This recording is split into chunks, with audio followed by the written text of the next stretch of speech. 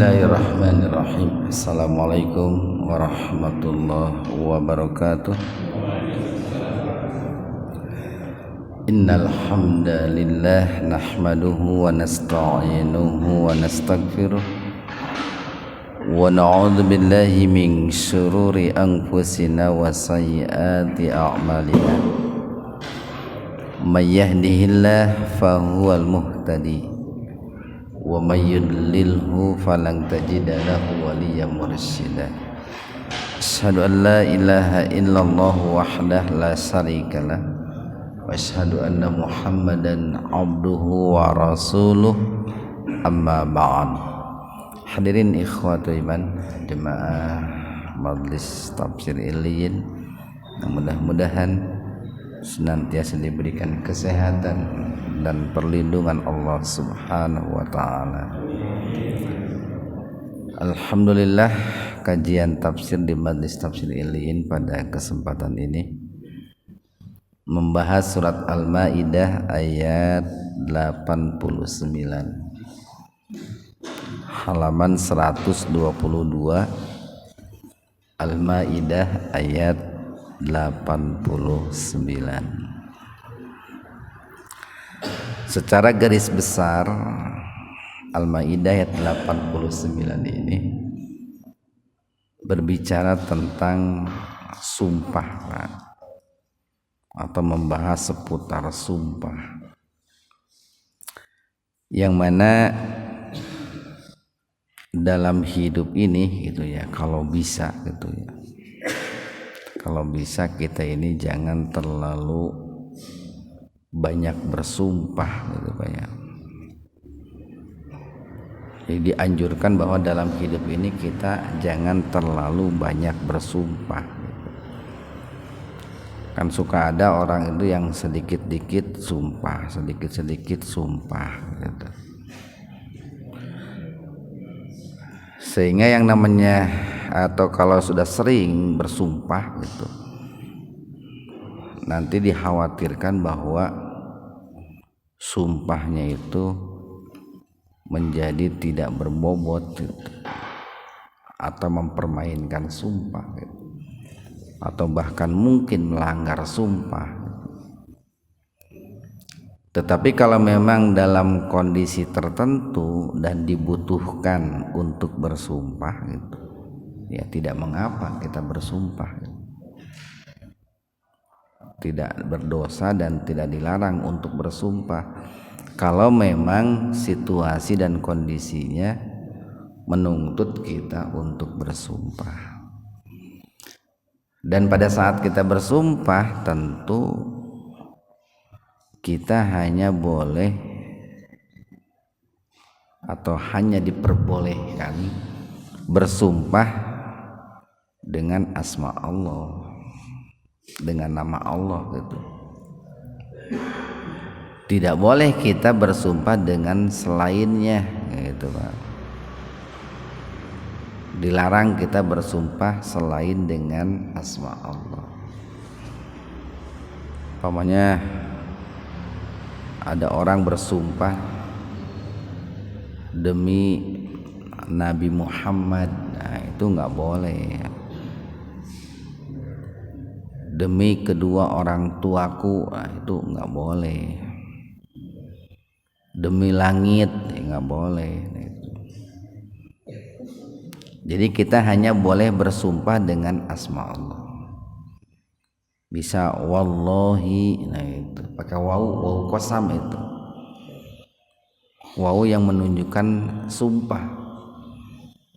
Atau bisa dengan huruf ta, tallahi, nah itu boleh dengan ta. Atau dengan ba, billahi, nah itu boleh. Walaupun kebanyakan atau umumnya ketika bersumpah itu yang digunakan huruf wawu qasam, wallahi, nah demi Allah. Sama mau wallahi, ballahi, tallahi, itu artinya demi Allah itu. Nah, Kita manusia sekali lagi hanya diperbolehkan bersumpah itu atau muksambihnya Pak. Jadi kalau bicara sumpah atau qasam, di situ biasanya ada harful qasam, huruf qasam. Yang kedua ada muksambih yang dijadikan alat sumpah gitu. Kita hanya boleh menjadikan Allah sebagai muksambihnya, itu nggak boleh selain Allah, atau hanya asma Allah yang dibolehkan. Umpamanya begini, kita bersumpah warrahmani, nah demi Allah yang maha pengasih, boleh gitu. Kemudian ada muksam alaih, nah, isi sumpah Pak. Di harful qasam, muksambih, muksam alaih. Nah secara garis besar muksam alaih atau isi sumpahnya itu, yang penting patokannya itu kita bersumpah itu dalam hal yang baik, yang benar, atau dalam hal ketaatan kepada Allah Subhanahu wa ta'ala. Tidak boleh kita bersumpah dalam rangka bermaksiat kepada Allah. Demi Allah nanti malam saya mau minum khamr, temenang eta Pak. Walaupun pakai demi Allah gitu. Jadi hanya boleh bersumpah itu dalam hal ketaatan kepada Allah. Nah, di sini Allah menjelaskan terkait semua itu. Karena nanti orang yang bersumpah itu ada yang serius Pak, berangkat dari hatinya dan dalam situasi kondisi tertentu. Tapi ada juga orang itu yang kadang bersumpah itu hanya sebatas angin lalu. Dia bersumpahnya itu tidak berangkat dari keyakinan hatinya, hanya karena kebiasaan saja gitu. Nah, la yu'akhidhukum, la-nya la nafi, ini meniadakan. La tidaklah yu'akhidhu. Ini akhoda yu'akhidhu ini kata kerja yang sifatnya mustarok. Ini mustarok itu menunjukkan beberapa makna. Arti asalnya akhoda itu mengambil. Tapi cukup banyak maknanya, bisa menyiksa gitu. Nah, di sini seringkali diartikan menyiksa atau menghukum. La yu'akhidu, tidaklah dia menghukum, kum kalian. Siapa dia tadi itu? Allah. Allah tidak akan menghukum kalian bil lagwi, karena lago fi aimanikum, dalam sumpah kalian.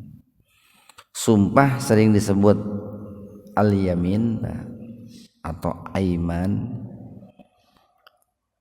karena biasanya dahulu atau sampai sekarang juga ya, orang-orang Arab itu kalau bersumpah itu dengan ini mengangkat tangan kanan Pak.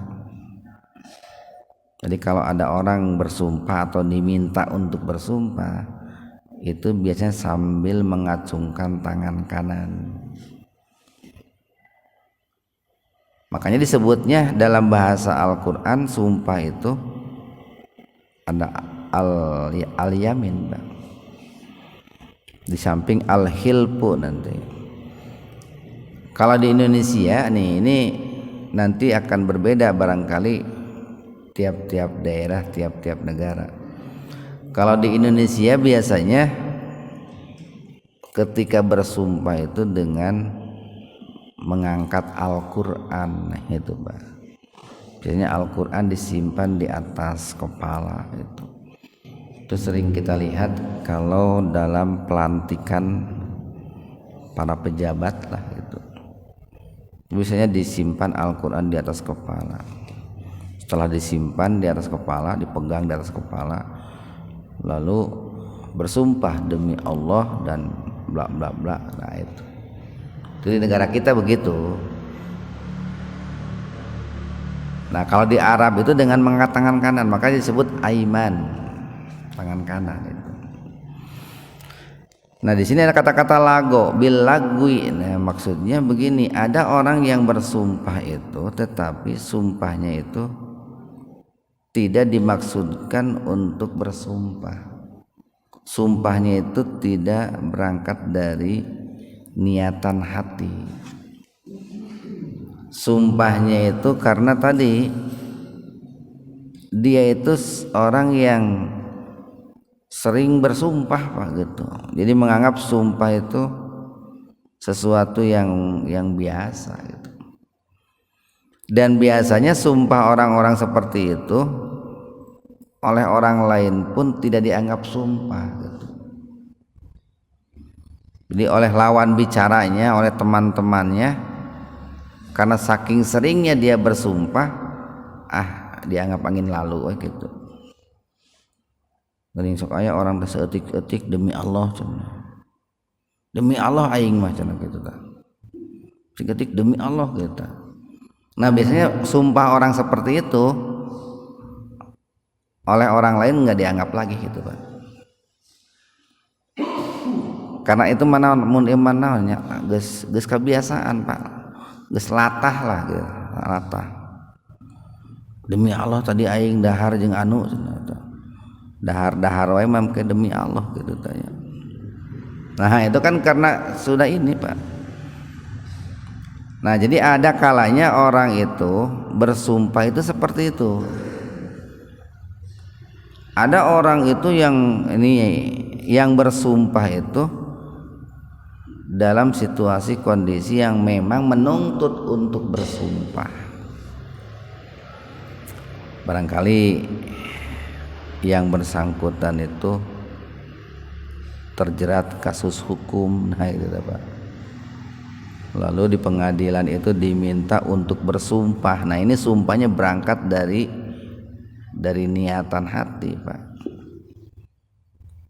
Atau ada orang yang terpilih menjadi pejabat gitu, presiden atau menteri atau gubernur, bupati, lalu disumpah. Nah ini sumpahnya serius ini.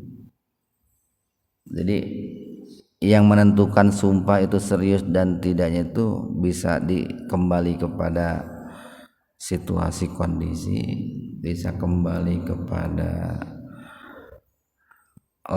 yang melatar belakangi ini kenapa kok dia itu bersumpah. Ada peristiwa apa sampai dia itu mesti bersumpah. Nah itu. Ada juga tadi orang itu yang bersumpah karena ya kebiasaan saja gitu. Walaupun secara hukum, Pak, secara hukum tidak berdosa, Pak. Orang itu bersumpah. Tetapi tadi kalau orang itu terlalu sering bersumpah menggunakan nama Allah, maka nanti sumpahnya itu tidak diperhitungkan lagi, Pak. Dan memang kalau bersumpah kita hanya boleh dengan nama Allah gitu. Makanya kan dalam sebuah hadis itu Rasul bersabda begini, orang yang bersumpah dengan nama Allah sekalipun salah gitu, lebih aku cintai ketimbang orang bersumpah dengan selain nama Allah. Kenapa? Karena kalau orang bersumpah selain dengan nama Allah itu berbuat syirik, Pak. Berbuat syirik, mensekutukan Allah. Umpamanya ada orang bersumpah begini, demi langit dan bumi. Nah itu berarti dia sudah mensejajarkan langit dan bumi dengan Allah. demi orang tuaku. Nah, sudah mensejajarkan orang tua dengan Allah. Itu tidak boleh, itu berbuat syirik, itu mensekutukan Allah.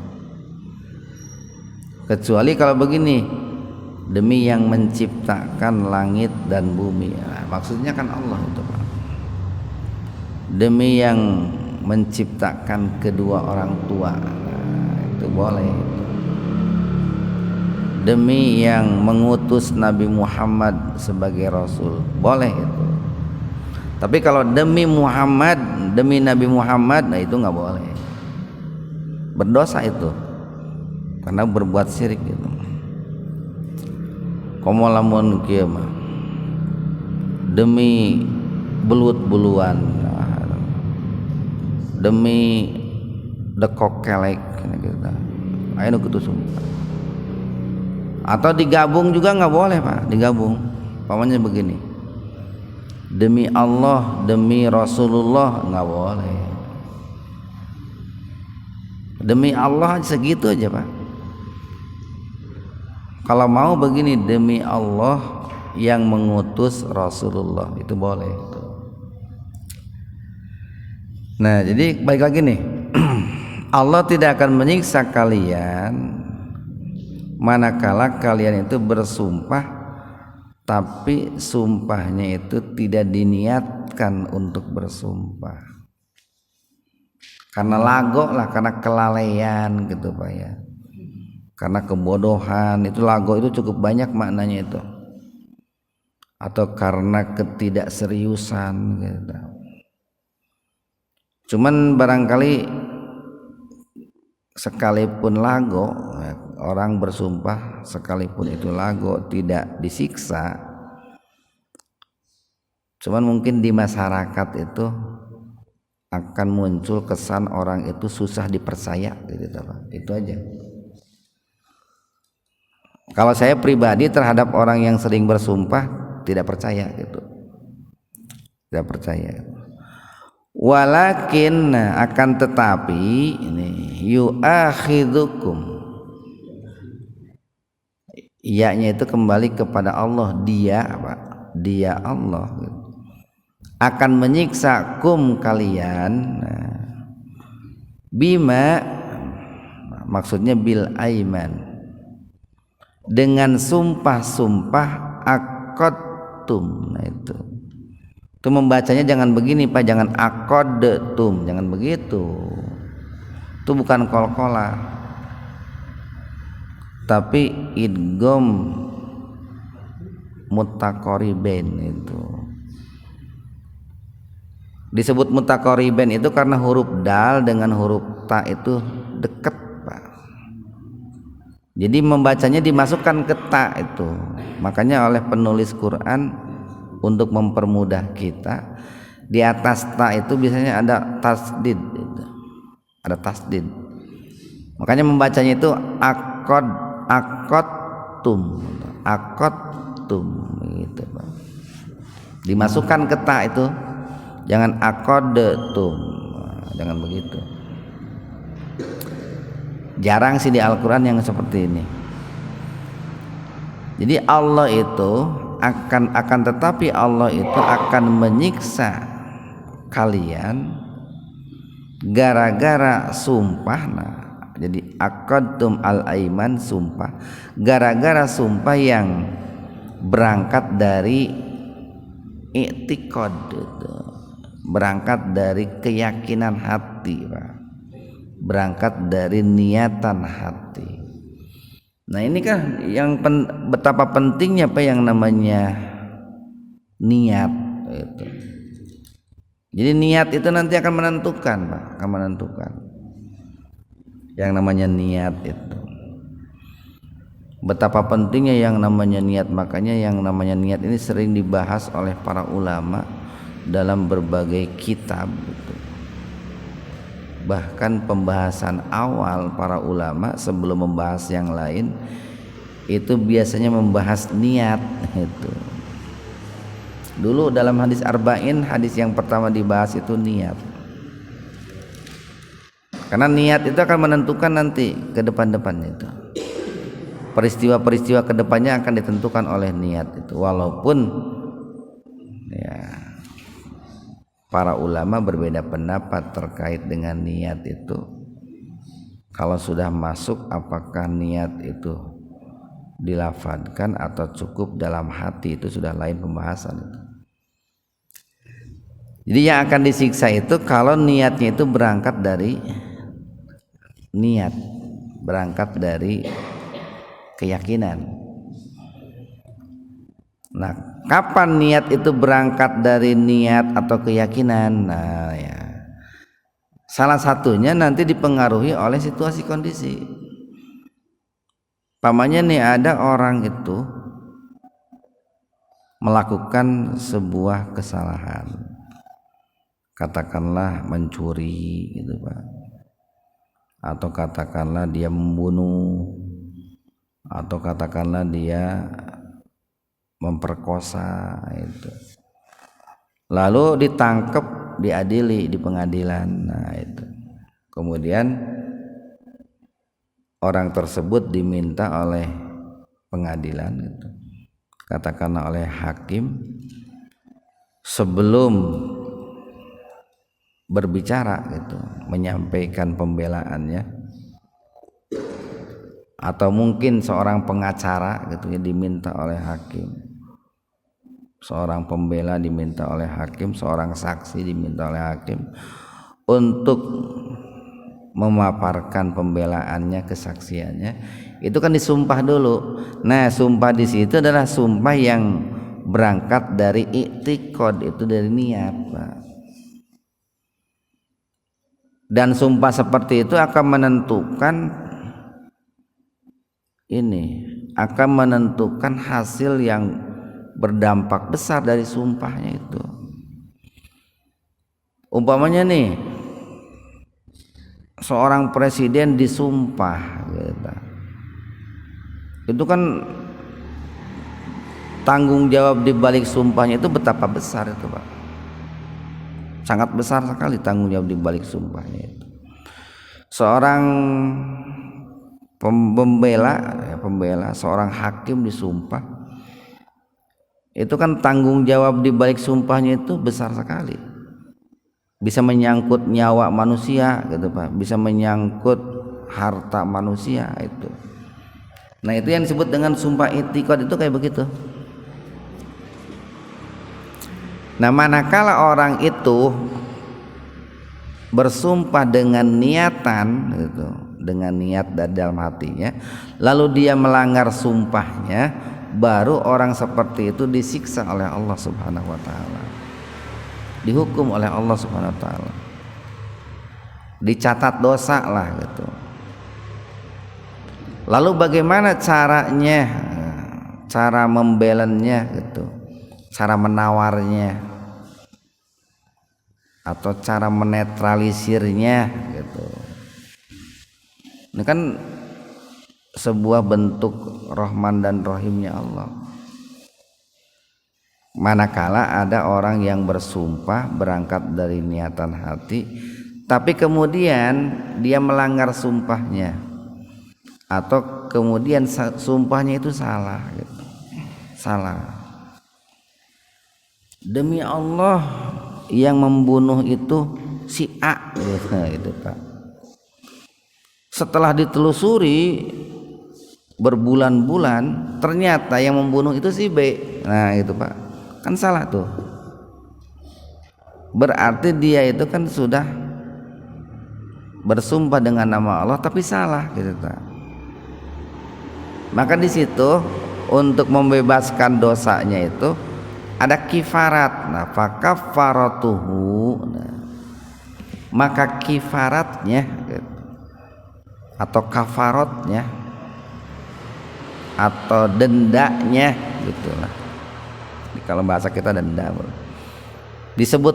Disebut kifarat itu kan, kifarat itu menutupi, Pak. Menutupi. Jadi untuk menutupi dosanya itu, kesalahannya itu, di sini ada beberapa pilihan nih. Satu, it'amu, memberikan makan asrota 10 masakin, orang-orang miskin. Itu pilihan pertama nih Pak, memberikan makan kepada 10 orang miskin. Min ausati matut imuna. Jadi segar tengah Pak, ausat itu separuh dari apa yang dimakan ahlikum, oleh keluarga kalian atau oleh kalian. Ini para ulama mengatakan bahwa takaran bedain Mbak antara takaran dengan timbangan. Nah, itu kalau takaran itu biasanya menggunakan alat berupa bejana gitu. Lamun di Sunda biasa mah munakar teh ku kobokan gitu, takaran itu Pak. Kobokan teh baheula mah aya geuning kobokan teh naon teh lah. Kitu kobokan para ngiuk beas geuning Pak. Lamun timbangan nya kiloan Pak, eta timbangan nah. Nah, kalau bicara zakat itu Pak, itu dulunya itu menggunakan takaran itu. Makanya wajar kalau hari ini umat Islam ada silang pendapat terkait dengan berapa kilo sih sebetulnya timbangan untuk zakat fitrah, timbangan untuk mud, untuk itu kalau perempuan tuh fidyah gitu, timbangan untuk kifarat kalau bersumpah itu salah gitu.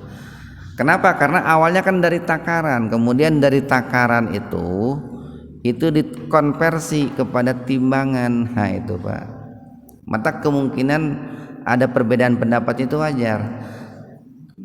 Dina ditakar tadina ku kobokan atau ku tangan gitu Pak, dipindahkan karena timbangan gitu. Terlebih-lebih kan Nabi menyebutnya itu takaran itu 1 mud, 1 sok. Berapa zakat fitrah itu? 1 sok itu. 1 sok itu berapa? 1 sok itu 4 mud. Nah, gitu. 4 mud itu 1 mudnya berapa? 1 mud itu sering diilustrasikan itu 1 kaupan Pak, 1 siukan.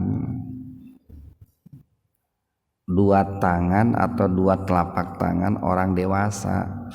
Nah, jadi 1 siukan 2 tangan, bukan 1 tangan, 2 tangan orang dewasa itu 1 mud.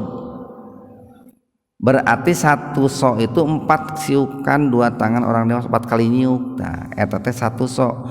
Jadi zakat fitrah teh kita 1, 2, 3, 4, eta 1 sok. Sakitu zakat fitrah teh.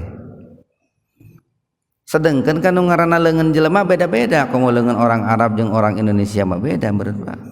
Tah. Gara-gara eta jadi beda Pak eta teh. Berapa timbangan zakat fitrah itu? Mungkin ada yang berpendapat timbangan zakat fitrah itu kalau dengan kilo ya 3 kilo nah gitu Pak. Ada yang 2,7, ada yang 2,5. Nah itu anu karena itu mah tong kabina-bina yang diperdebatkeun atuh.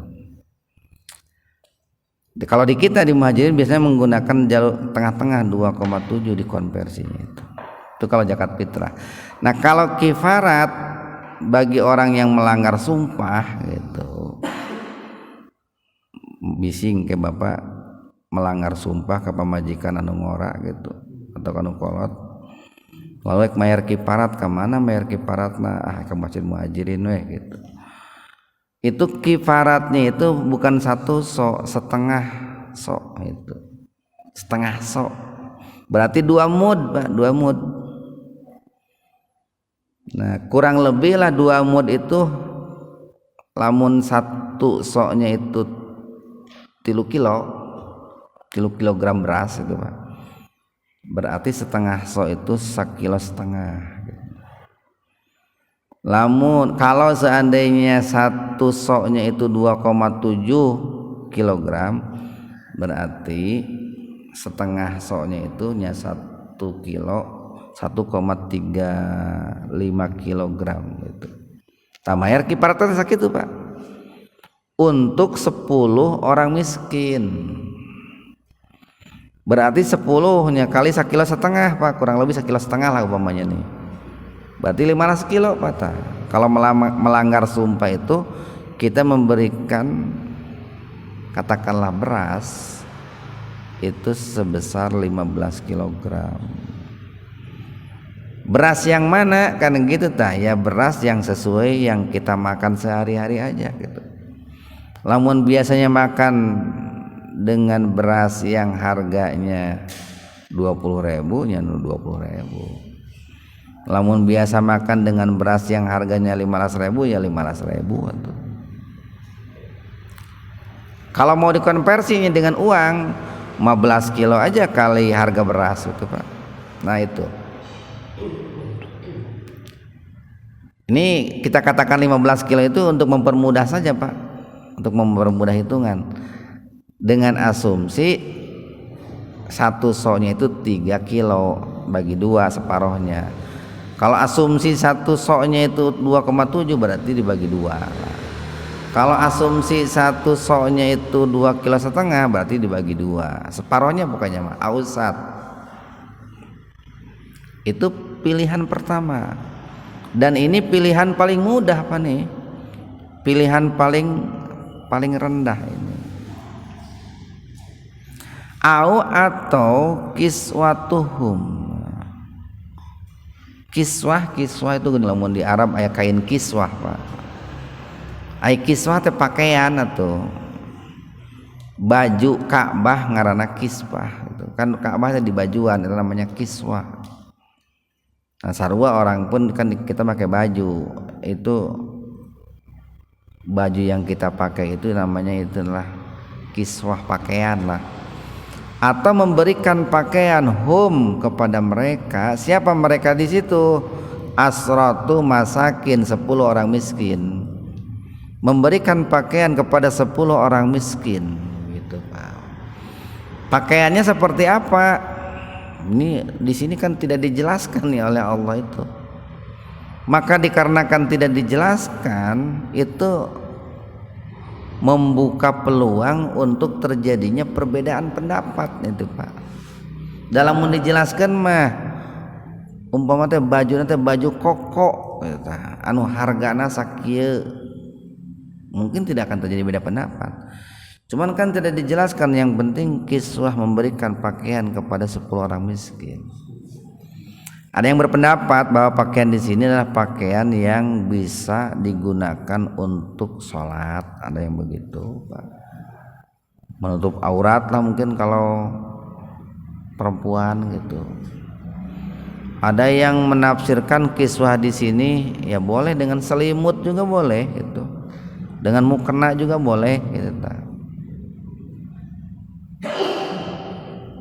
Itu pilihan yang kedua. Iya kan lebih mahal ketimbang memberikan makan kepada 10 orang miskin.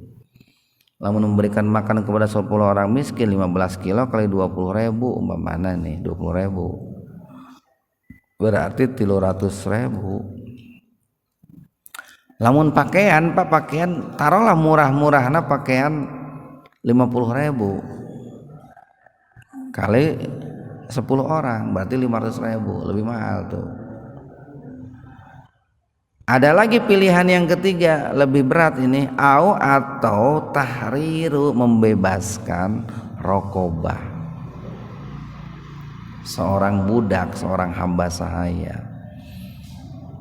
Hamba sahaya yang mana? Nah, kaitkan dengan ayat yang lain, rokobatin mu'minatin, hamba sahaya yang beriman. Tuh menang hamba sahaya nu kafir Pak. Boleh laki-laki boleh perempuan. Kenapa ini lebih berat? Pertama, mencari hamba sahayanya juga susah, Pak. Susah. Di mana neangan budak atau poe ayeuna? Susah. Jadi secara hukum barangkali perbudakan atau budak sudah tidak ada. Walaupun secara fakta masih banyak orang-orang yang diperbudak. Nah itu. Dan kalaupun ada, barangkali harganya mahal pisan. Sabaraha hargana ngabebaskeun seorang budak atau menebus seorang budak dari tuannya untuk dimerdekakan, berapa harganya itu. Itu pilihan yang ketiga. Silakan mau memberikan makan 10 orang miskin, mau memberikan pakaian 10 orang miskin, atau membebaskan seorang hamba saya. Salah satunya. Faman maka barang siapa lam yajid, tidak mendapatkan atau tidak bisa gitu banyak membebaskan hamba sahaya, teu mampu, damun aya ge mahal meureun moal dibikin 50 juta sigana teh. Komo lamun hamba sahayana geulis moal dibikin 50 juta meureun. Memberikan makan 10 orang miskin teu mampu gitu. Sampai memberikan makan 10 orang miskin pun tidak mampu. Ada nih alternatif yang terakhir. Apa? Pasiyamu, maka berpuasalah salah sata 3 ayamin hari. Puasa 3 poe tah, Pak. Di sini tidak dijelaskan apakah harus berturut-turut atau tidak. Makanya para ulama berpendapat karena tidak ada penjelasan berturut-turut atau tidak, maka silahkan saja. Puasanya mau 3 hari berturut-turut, mau 3 hari diselang-seling, tidak mengapa, yang penting 3 hari. Ngan di urang kan sok diperdebatkeun kudu 3 poe berturut-turut cenah. Mun teu kitu teu sah cenah. Padahal Al-Qur'an kan tidak memberikan ketetapan itu. Dalika yang demikian itu kafaratu aimanikum.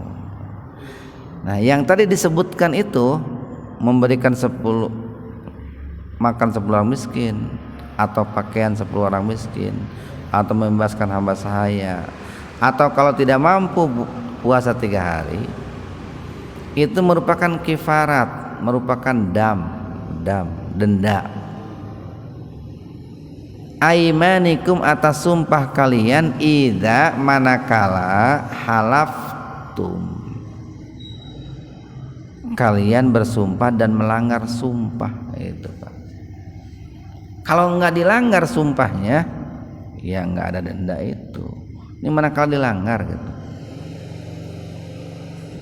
Bisi bapak teh diintegrasi gitunya ke pamajikan. Bapak, ai penting tas di mana? Tas di kantor gitu. Padahal tas di nu ngora gitu. Sumpah sok demi Allah gitu. Padahal tas di nu ngora. Tapi kulantaran sieun dicarekan pamajikan atau sieun rumah tangga jadi bermasalah, demi Allah bapak bersumpah penting tas di kantor lain tas di nu ngora gitu. Atau tong makan ngora bisa dicurigakeun, demi Allah penting bapak sare di kantor gitu. Ah nggak bohong Pak, teh umpama teh nggak bohongnya. Pilih we tanu opat tadi, Pak. Kifaratnya itu. Pilih. Wahfadu, nah, dan jagalah oleh kalian aimanakum, sumpah-sumpah kalian. Artinya bahwa kita itu harus menjaga yang namanya sumpah. Bagaimana menjaga yang namanya sumpah itu?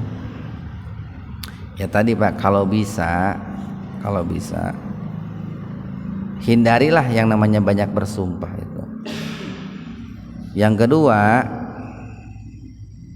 ketika bersumpahlah dengan nama Allah. Yang ketiga, bersumpahlah kalau memang situasi dan kondisi menuntut kita untuk bersumpah. Mangga suami istri atau salah satunya bersumpah, boleh nggak kalau suaminya membayarkan atas istrinya? Membayarkan kifarat. Oh iya, boleh Pak, Boleh. boleh. Jadi kalau yang namanya ibadah harta, ini kan kaitannya ibadah dengan harta nih, melibatkan harta, itu boleh diwakilkan. Ibadah maliyah itu boleh diwakilkan. Yang tidak boleh diwakilkan itu adalah ibadah jasadiyah, badaniyah. Salat itu nggak boleh diwakilkan. Atau iya, salat tidak boleh, itu kan badaniyah Pak. Puasa juga tidak boleh diwakilkan. Ketika batal lalu dikodok, dipidyah, itu kan sudah kaitannya bukan dengan badaniyah lagi, tapi dengan maliyah. Zakat itu ibadah maliyah, boleh diwakilkan. Dalam arti diwakilkan itu begini, bisa jadi uangnya uang kita lalu kita nitip, nak atau mah, umi gitu, tolong bayarkan zakat fitrah kita nih ke Masjid Muhajirin. Nah, diwakilkan tuh. Atau begini, uangnya bukan uang kita, uang anak. Nak, ini kebetulan bapak nggak punya uang, belum bayar zakat fitrah gitu. Tolong bayarin zakat fitrah bapak, atau minta uang buat bayar zakat fitrah. Itu boleh. Termasuk dalam membayar kifarat pun boleh menggunakan uang orang lain, boleh Pak. Ya, terima kasih Pak.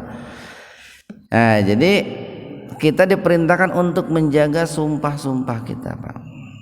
Jadi darurat palah lamun sumpah teh, iya daripada pamajikan teh kabur gitu, pulang ke orang tua, nah meningkatnya sumpah gitu. Walaupun nanti ada sanksinya gitu, karena dia berbohong dengan sumpahnya. Kalau tidak berbohong betul Pak, nginep di kantor gitu tuh di Nungora, nya tidak ada kifarat Pak, tidak ada kifarat. Mata biasa nama sok di politisasi kuno geus palalinter mangawohong. Jadi umpamana tidur lohor nepikeun ka jam 12 peuting di pamajikan Nungora, jam 1 balik ke kantor, sare di kantor gitu. Jadi lamun ku pamajikan tetas di mana peuting, sare di kantor, padahal di jam 1 sare nama meme jam 1 mah di Nungora kan gitu Pak. Sumpah demi Allah ya gitu tah, itu Pak. Tah itu Pak. Tapi eta mah nya karunya teh pamajikanana Pak. Kadalika yang demikian itu yubayyinullahu, Allah menjelaskan lakum kepada kalian ayatihi, ayat-ayatnya, ketetapan-ketetapannya, syariatnya, la'allakum agar kalian semua taskurun, bersyukur, berterima kasih kepada Allah Subhanahu wa taala. Coba nih bayangkan nih kalau Allah tidak memberikan solusi Pak. Orang bersumpah lalu dia melanggar sumpahnya, tidak ada solusi. Wah, berat ini Pak, berat. Meureun sigana loba jelema anu arasup neraka tah. Nah, ini juga barangkali nih yang sering dijadikan dalil oleh para pejabat ketika mereka melanggar sumpah Pak. Sigana iya dalilna teh ya. Gampang kewe cenah meremere dahar ka fakir miskin 10. Nah itu, yang mudah-mudahan ada manfaatnya untuk kita semua. Subhanakallahumma bihamdika asyhadu an la ilaha illa anta astaghfiruka wa atubu ilaik. Assalamualaikum warahmatullahi wabarakatuh.